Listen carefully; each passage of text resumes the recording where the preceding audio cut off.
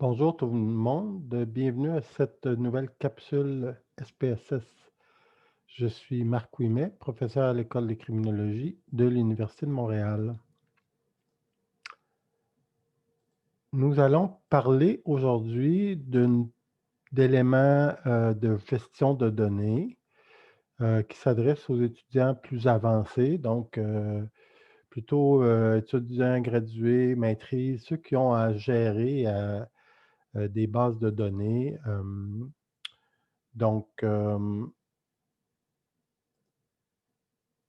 va parler essentiellement de variables texte ou ce qu'on va appeler des codes autonumériques, des variables alphanumériques et on va parler de recode automatique. Donc, vous voyez que les cours actuellement sont divisés en basique ici et avancé. On est dans la partie l'environnement. SPSS et je vais vous parler donc des variables alphanumériques ou des variables texte, comment les traiter avec SPSS. Donc, voilà. OK, commençons au début. Hem, Parfois, dans la vie, on n'a pas le genre de données qu'on aimerait avoir. On est face à un fichier de données que nous a prêté notre directeur de maîtrise ou qu'on a reçu d'un organisme quelconque.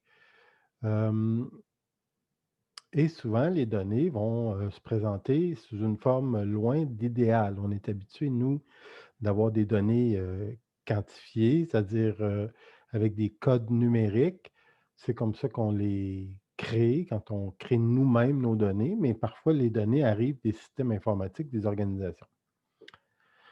Donc, on est dans Excel ici, on voit l'exemple d'une base de données où on a des caractéristiques d'individus. Donc, on voit ici qu'il y a 5 variables. La première, c'est un numéro d'identification. Il y a tout le temps ça, du premier au dernier. On a le genre et le genre apparaît comme HF.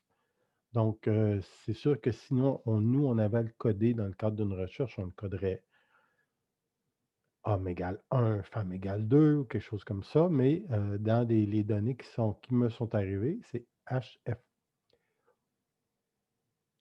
L'âge apparaît comme tel, ça va, et on a la ville, supposément l'endroit où l'incident est arrivé, et l'emploi de la personne impliquée. Donc, on voit très bien ici qu'il y a toutes sortes il y a toutes sortes de cas d'emploi. Les gens ont écrit finalement dans le questionnaire qu'est-ce que vous faites dans la vie? Moi, je suis camionneur. Camionneur. Je suis sur l'aide sociale. Je suis médecin. Je suis psychologue. Donc, gardien de sécurité. On écrit ce que la personne nous dit ou peut-être que la personne l'a rempli elle-même dans un questionnaire en ligne. On lui demandait ce qu'il ou qu'elle faisait dans la vie. Et on peut voir donc qu'il y a, ça se peut qu'il y ait la même chose, mais écrit de manière différente, et cetera. La ville, on a demandé aux gens de l'écrire. Il y en a qui l'ont écrit peut-être, c'est des employés, ils ont mis Laval, Sherbrooke, ou ils ont peut-être écrit SHB pour Sherbrooke, puis LVL pour Laval. Ça, c'est des codes policiers, par exemple. Les MTL, Longueuil, ce serait LGL, souvent on va trouver. Donc, comment est-ce qu'on s'y prend? Ben, quelqu'un pourrait dire: «Ah, ben, je vais toutes les recoder à la main. Laval, je vais mettre un. Donc, je vais chercher toutes les Laval puis mettre un.» Mais ça, c'est possible si on n'a pas trop de données. C'est-à-dire qu'on peut faire ça si on a 100, 200, 300, 500 cas. Si on a 20 000 cas, on ne peut pas le faire. Et si on a 150 000 cas, on ne peut pas le faire. Donc, on ne peut pas passer un été complet sur recoder à la main des variables, donc alors que ça se fait en quelques minutes avec SPSS. Donc, on va mettre ça directement dans SPSS sans se poser de questions. J'ai, je sais pas moi, 124 cas. Je sélectionne tout, CTRL-C et je vais ouvrir SPSS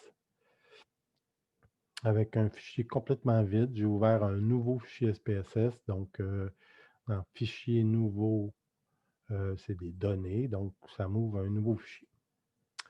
et je vais tout simplement aller dedans, mettre la case et faire CTRL-V. Je fais CTRL-C, je fais CTRL-V, copier-coller. Je vais à droite, et ça fonctionne, coller. Je peux faire coller.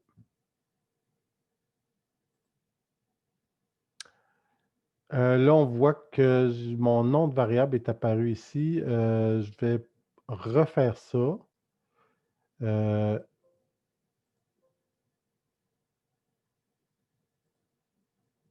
je vais refaire ça, mais en considérant que j'avais un nom de variable. Je vais retourner à mon... En fait, on a deux choix. Est-ce qu'on va sélectionner ici les noms de variables? Et à ce moment-là, il faut dire SPSS. Souvent, on n'a pas cette info-là, donc on va juste tout simplement prendre les données elles-mêmes, copier et les mettre dans SPSS. Ici, directement, coller, en se rappelant que V1, c'était le numéro de dossier. V2, c'était le genre, l'âge. On avait la ville et l'emploi. Mais j'aurais pu ici coller avec, quand on a fait coller, on avait la possibilité de coller avec l'entête, le nom de variable. Mais bon, je suis allé comme ça. OK. SPSS a compris en collant, copiant, quand j'ai copié, SPSS a naturellement compris qu'il s'agissait ici de variables numériques parce que il n'y avait que des nombres. Donc, c'est bel et bien une variable numérique. L'âge aussi est en code numérique. L'emploi est en chaîne et les trois autres sont en chaîne. C'est-à-dire que quand on regarde les types de variables dans SPSS, on peut avoir, la plupart du temps, on a des variables numériques, mais on peut aussi avoir des symboles monétaires, date, etc. Dans ce cas-ci, c'est une chaîne, string en anglais. Cette string-là a 8 caractères. Donc, si j'ai mis ici, c'était l'emploi, il est prévu 8.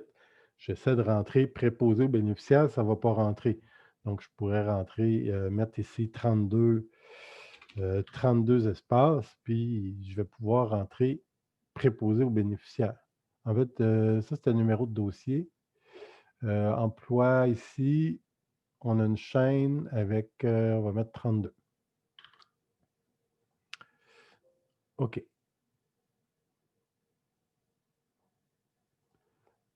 Bon. Je ne sais pas pourquoi je suis allé mettre ça en chaîne alors que c'était numérique. OK. Donc, on a ici des infos qui ne sont pas tout à fait, on ne peut pas vraiment utiliser ça. Je ne pourrais pas prendre la variable genre puis aller mettre ça dans une analyse statistique. Certaines analyses, ça va fonctionner, mais dans d'autres, non. La plupart, non. Donc, je vais avoir tendance à transformer ça en quantité pour avoir des 0 et des 1 ou des 1 et 2.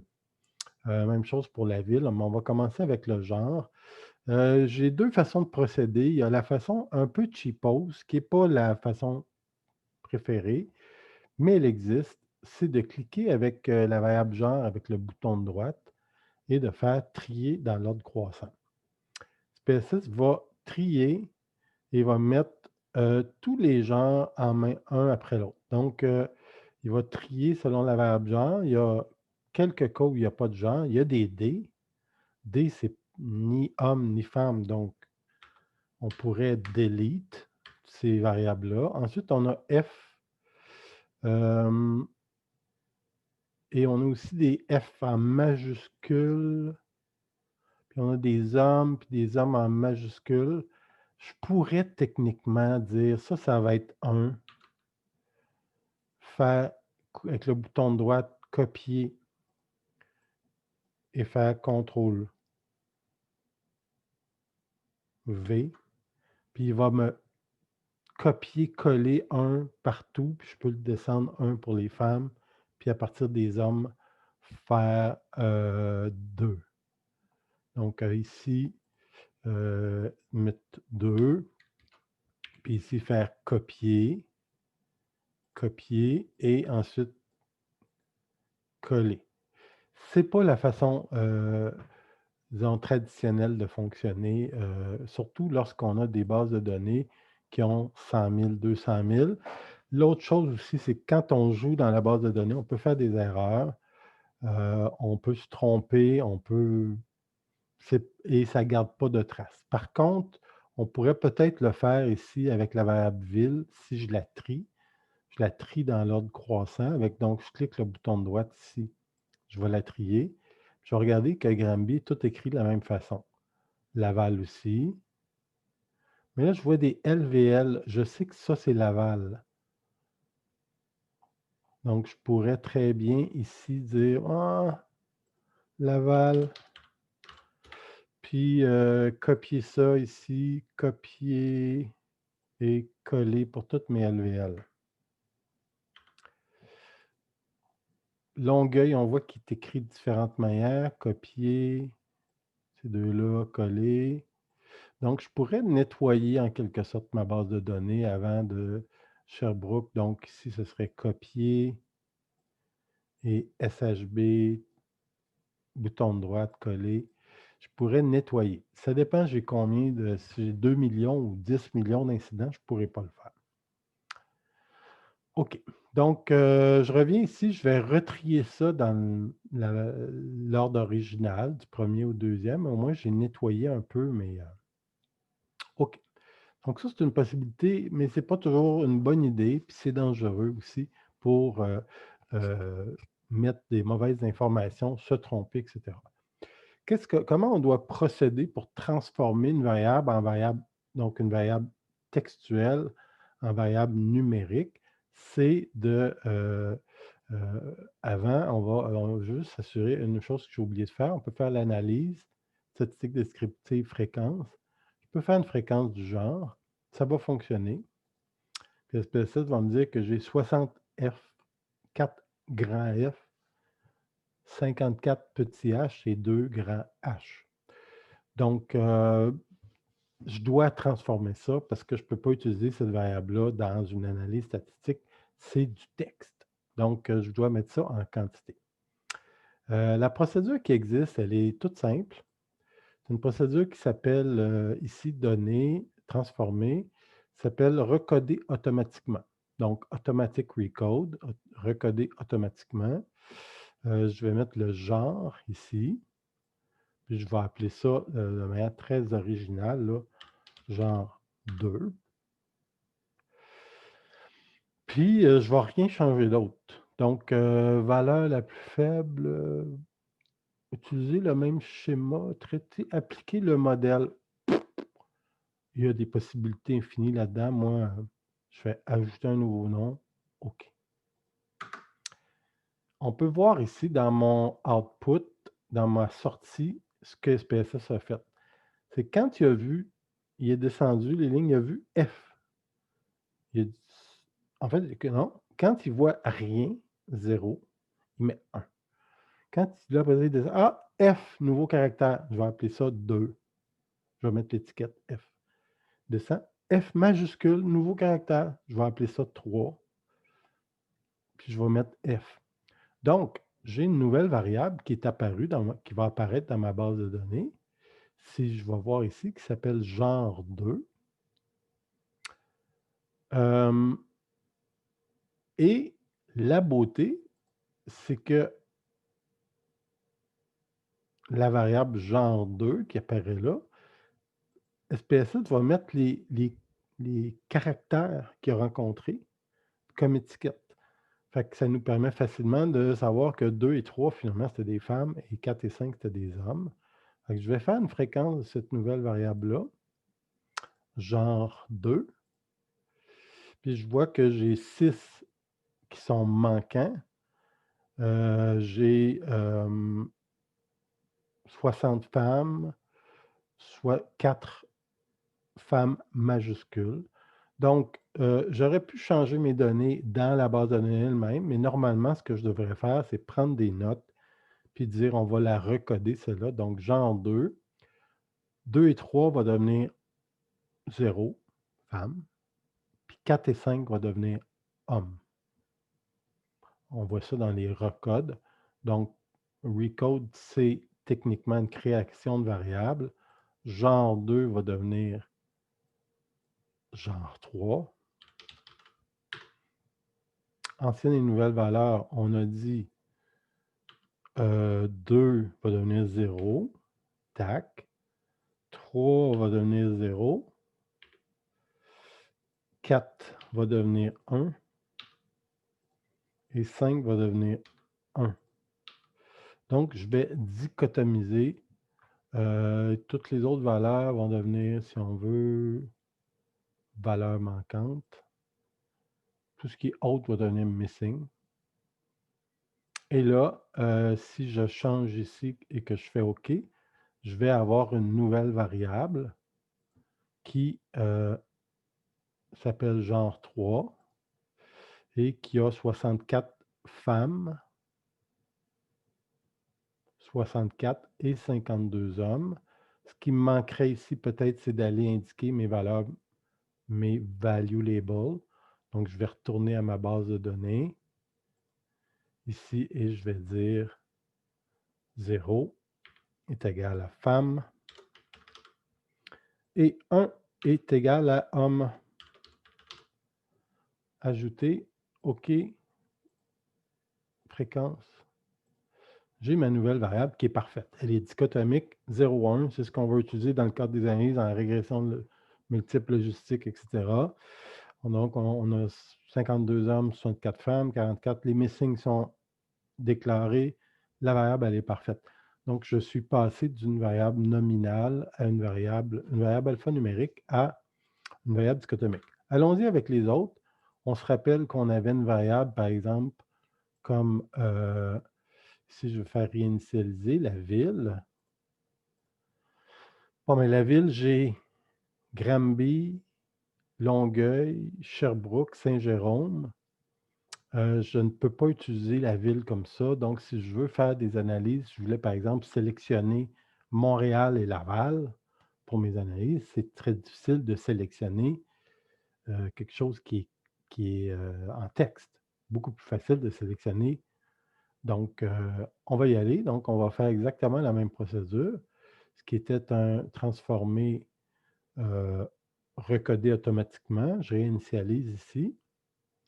Ville va devenir ville 2. Ville 2. Je ne changerai rien. Ajouter un nouveau nom. Faire OK. SPSS va dire Granby c'est 1, Laval c'est 2, etc. Si je fais ma fréquence maintenant de cette ville-là, ville 2, ben, j'ai 1 pour Granby, 5. Donc, ça est devenu une variable. Si je voulais sélectionner Laval et Longueuil, ben, je ferais sélection, select cases, et je sélectionnerais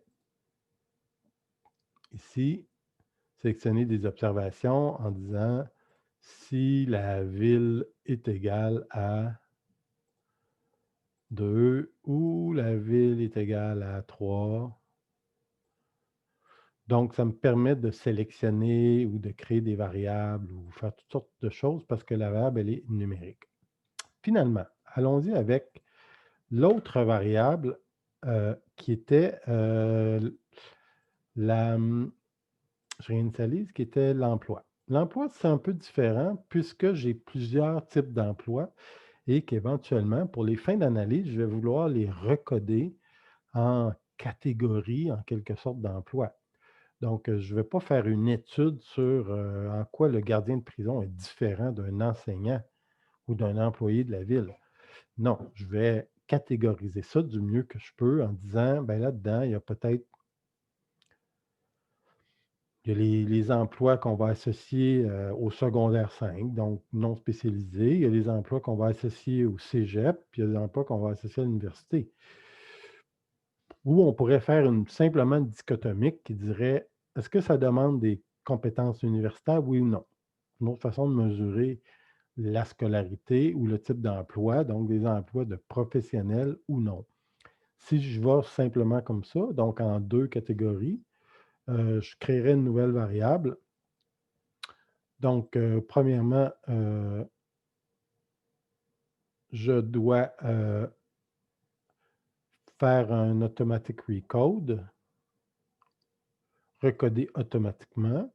Je vais réinitialiser. Je vais mettre l'emploi ici avec emploi 2. OK. Je vais faire une fréquence de cette nouvelle variable-là pour me donner les codes. Donc, SPSS va me dire, j'ai mes codes qui apparaissent maintenant. Ce que j'ai dans la base de données, ce n'est pas du texte, c'est 1.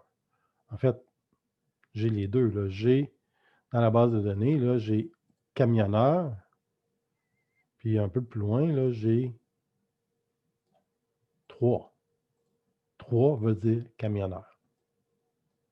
Dans ma fréquence ici, 3, c'est camionneur. Mais si je voulais dire quels sont les emplois universitaires, bien là, je pourrais assez facilement créer ici, on va y aller à la main en syntaxe, tiens, pour vous amuser. On va s'amuser un peu avec le syntaxe. On va dire compute, emploi égale 0. Donc, tout le monde, je crée une variable qui va s'appeler emploi 3 égale 0. Tout le monde va commencer à avoir 0. Attends, je vais le faire, je vais vous montrer. Compute. J'ai maintenant une nouvelle base de données, une nouvelle variable dans ma base de données qui s'appelle emploi et tout le monde a 0. OK. Ensuite, je vais dire if. C'est un recode que je suis en train de faire, mais je le fais avec le syntaxe. Emploi 2 égale. Bon, qu'est-ce qui est pas. Qu'est-ce qui serait universitaire? Emploi professionnel. Ben, on va dire le fait d'être un enseignant. Or égale un étudiant, en général, est un universitaire, le plus souvent. Or égale, mais en fait, là, je manque, il faudrait que j'aille voir un peu plus bas.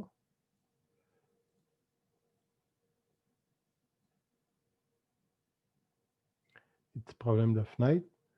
En fait, on va le regarder ici, étudiant. Ensuite, on a besoin de psychologue et vendeur. On va dire psychologue 17. Donc, on a quelques catégories. Emploi égale 17. 3 égale 1. Je suis en train de créer une dichotomique qui dit est-ce que l'emploi est universitaire ou pas. Peu importe, l'idée là ici, c'est, vous comprenez, qu'on a une nouvelle variable qui, à ce moment-là, peut être utilisée, qui est une variable de type numérique. Donc, je peux faire des catégories en disant, ben 3, 6, 7, j'aurais pu faire des métiers ensemble, des emplois d'aide ensemble, des emplois de tel type ensemble. Parce que je ne pouvais pas le faire avec du texte, mais maintenant, j'ai cette variable-là qui me dit 18, 22, 4, et je sais exactement ce à quoi ça réfère. Ça, c'était pour la première chose au niveau du SPSS. Je vais juste aller un tout petit peu plus loin dans Excel, parce qu'il arrive des cas dans Excel où on a des bases de données un peu différentes, dans lesquelles on va avoir quelque chose qui est vraiment difficile à travailler, c'est du texte. Il arrive que dans notre base de données, nous avons, ça arrive assez souvent en criminologie, par exemple, dans des données policières, on va avoir je ne sais pas, l'heure du crime, puis l'endroit, puis des codes. Là, à un moment donné, il va y avoir une partie de texte qui est, on va décrire l'événement. Donc ici, si on voit qu'est-ce qui est écrit, c'est un peu le verbatim. Donc, lors de l'incident, le prévenu a sorti un couteau, l'a exhibé devant la victime. Vers 16 heures, Martin Tremblay est descendu de son camion pour aller aux toilettes et quelqu'un blabla. Monsieur Massé lors d'une ronde, etc. Ça, évidemment, c'est difficile à traiter. Je pourrais les lire un par un puis les coder en disant: «Ah, ça, c'est grave, ça, c'est moyennement grave, ça, c'est 1, 2, 3, 4». Ça va si j'en ai 100 ou 200. Si j'en ai 25 000, je ne peux pas coder à la main 25 000, à moins de prendre une année sabbatique pour faire ça. Donc, c'est impossible de coder. On va plutôt y aller avec des recherches de mots-clés. Ça donne une information un peu différente, beaucoup plus, je dirais superficielle, mais on peut le faire. Donc, la question que c'est, est-ce que dans, le texte, qui peut être assez long, dépendamment là, de ce qui est écrit, mais dans les rapports de police, c'est un gros paragraphe là, qui explique. On pourrait avoir quelque chose comme, mais ça se ferait avec Excel, c'est complexe, il faut aller lire là-dessus. Ça s'appelle, en fait, c'est de faire de la recherche de chaînes de caractères. Donc, on va demander à Excel de nous dire, ça serait une table où on aurait des mots-clés qui nous permettraient de dire est-ce que c'est vrai ou faux. Par exemple, est-ce que dans le texte qu'on a là, dans cette cellule-là, est-ce qu'il y a un mot qui est catalogué comme arme à feu? Puis dans les mots que je catalogue comme arme à feu, c'est revolver, fusil, carabine, pistolet, arme à feu, avec un tronçonné, canon tronçonné, mousquet, arquebuse. S'il y a le mot calibre, en général, quand il y a le mot calibre, c'est parce que c'est une arme de calibre 22. Donc, calibre, ça me fait penser qu'il y a une arme à feu, un flingue, Smith Wesson, Luger, c'est des compagnies, une fusée. Pourquoi je mets fusée? C'est fusée routière, quelque chose de même. Ça peut être utilisé comme une sorte d'arme à feu.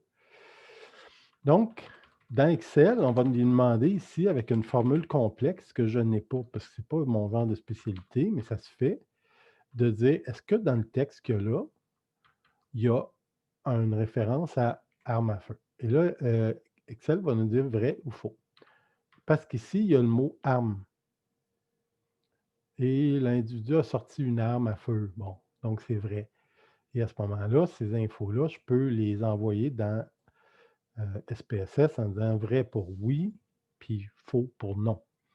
Donc, des tables, d'autres trucs, s'il y a une arme tranchante, ça peut être des mots comme couteau, pic, lame, tranchant, aiguille, seringue.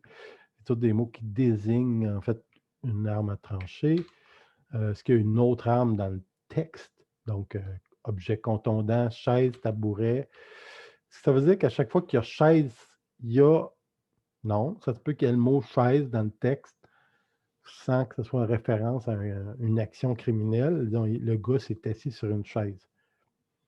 Mais si peut-être aller les lire, ceux-là, genre, il a pris une chaise dans ses mains pour me l'envoyer, oui. Chaîne, une roche, une brique, une pierre, du feu, un bâton. Et si vous voulez mesurer la gravité, y a-t-il quelque chose de grave dans le crime en termes d'une gravité objective qu'on peut mesurer? Ben, est-ce qu'il y a le mot hôpital, le mot ambulance? Est-ce qu'il y a mort? Est-ce qu'il y a saigné, inconscient? On pourrait déterminer des mots-clés qui nous permettent de, oui ou non, savoir si dans cette ligne-là, il y a un incident. Encore une fois, ça, c'est des genres de techniques qu'on va utiliser si on a 20 000 cas ou 100 000 cas. Donc, c'est pas. Si on a 200 cas, on va les faire à la main. On va les lire un par un, puis on va discuter, oui, est-ce qu'il y avait une arme, non, est-ce qu'il n'y avait pas d'arme. Fait que voilà, je pense que ça fait le tour des questions relatives à ce que je connais de la gestion des données alphanumériques. Je pense que c'est un bon début, évidemment, quelqu'un qui pourrait aller beaucoup plus loin dans tout ça. Donc, je vous remercie. À bientôt.